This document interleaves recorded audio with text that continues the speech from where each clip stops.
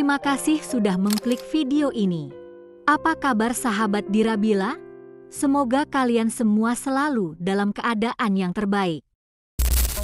Semua orang mengira ini cuma tangisan anak kecil biasa yang merindukan ibunya di tengah malam. Tapi, mereka salah. Serpong Utara, Tangerang Selatan.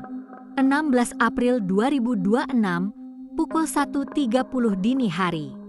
Seorang janda paruh baya berusia 50 tahun ditemukan terbujur kaku di bawah tempat tidurnya. Dan ada yang terasa sangat tidak beres. Tidak ada suara keributan hebat yang terdengar oleh tetangga sebelum kejadian.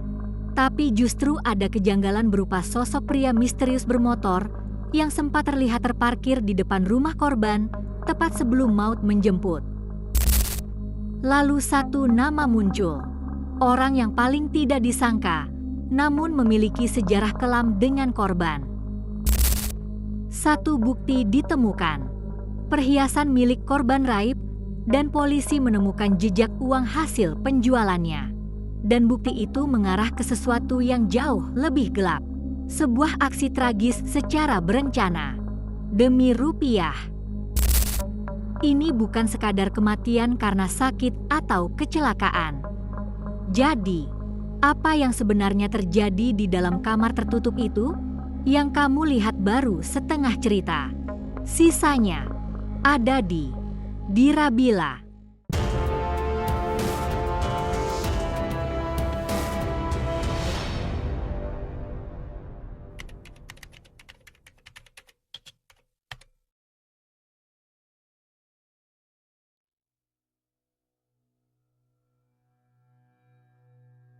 Ilmiati, seorang wanita tangguh berusia 50 tahun, menjalani hidupnya sebagai seorang ibu tunggal bagi dua anaknya di sebuah rumah kontrakan sederhana di Blok N5, Serpong Utara.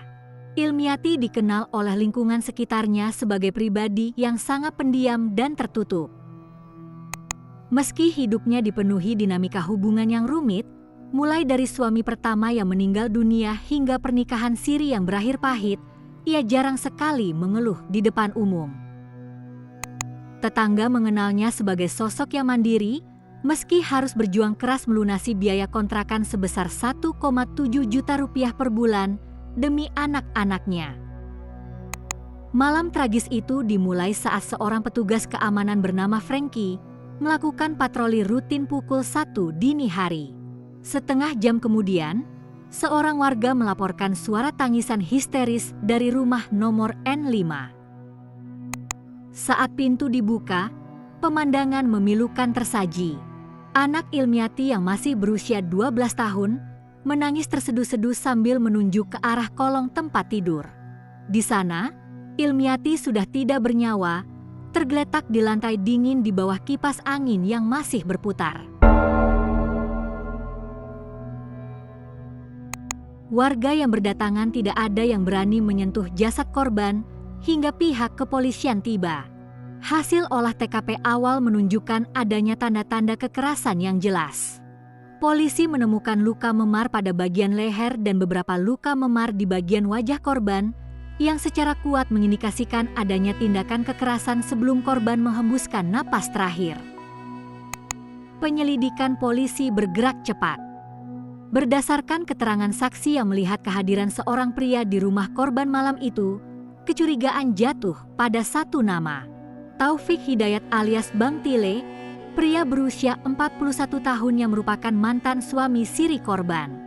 Polisi segera melacak keberadaannya setelah mendapatkan informasi bahwa ia adalah orang terakhir yang terlihat bersama Ilmiati.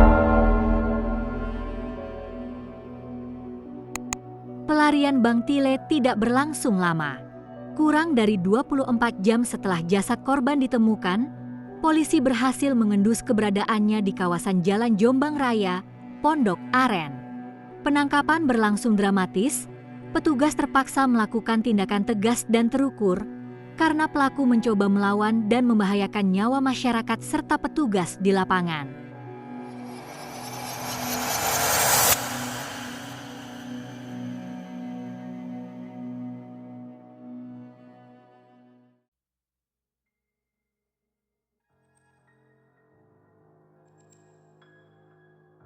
Taufik Hidayat digambarkan sebagai sosok yang sering menjadi beban finansial bagi korban.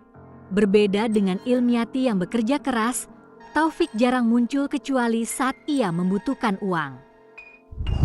Hubungan mereka penuh dengan keributan yang dipicu oleh sifat manipulatif pelaku yang sering meminjam uang tanpa pernah mengembalikannya. Motif di balik tindakan keji ini sangatlah dangkal namun berakibat sangat fatal. Sakit hati karena tidak dipinjami uang. Pelaku merasa kesal karena korban yang selama ini menjadi sumber keuangannya mulai menolak permintaannya, mengingat korban sendiri sedang kesulitan ekonomi dan harus menghidupi anak-anaknya. Rabu malam, 15 April 2026, mereka sempat keluar bersama sebelum kembali ke kontrakan pada pukul 00.30. Di dalam kamar, keributan pecah. Korban sempat berteriak meminta tolong hingga terdengar oleh anaknya. Dengan liciknya, pelaku keluar kamar dan menenangkan anak korban, berbohong bahwa ibunya baik-baik saja agar sang anak berhenti panik.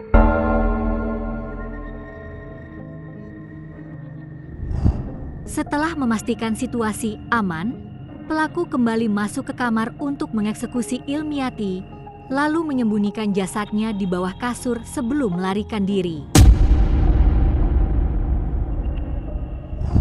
Selain luka memar di leher dan wajah akibat cekikan atau pukulan, polisi menemukan barang bukti yang krusial. Uang tunai hasil penjualan perhiasan milik korban. Pelaku ternyata sempat merampas perhiasan yang dikenakan korban setelah mengeksekusinya untuk kemudian dijual. Setelah ditangkap, Bang Tile tidak bisa mengelak lagi. Ia mengakui semua perbuatannya. Ia berdalih melakukan aksi tersebut secara spontan karena emosi yang meluap akibat penolakan pinjaman uang. Namun, polisi menemukan indikasi kuat bahwa tindakan tersebut sudah direncanakan sebelumnya.